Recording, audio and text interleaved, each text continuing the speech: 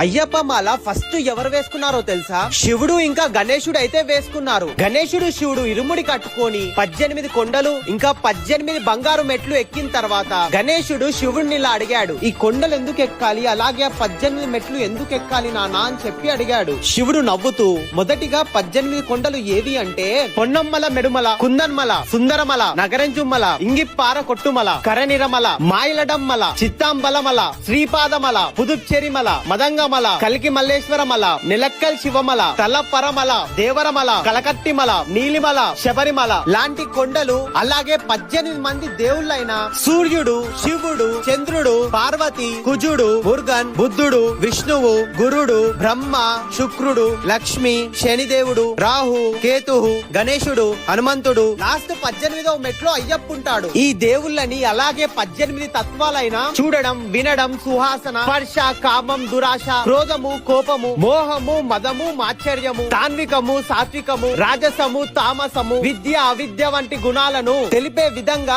18 మెట్లను నిర్మించడం జరిగింది గణేశ అని చెప్పాడు. ఇంతమంది దేవుళ్ళని, ఇన్ని కొండలను దర్శించుకొని అయ్యప్పని దర్శనం చేసుకోవడానికి అయితే వెళ్తాం. అంత గొప్ప ఆలయం శబరిమల. ఈ వీడియోని ప్రతి ఒక్క స్వామికి అయితే షేర్ చేయండి. ఇలాంటి మంచి ఇంట్రెస్టింగ్ వీడియోస్ కోసం మీ పేజ్ అయితే ఫాలో చేయండి.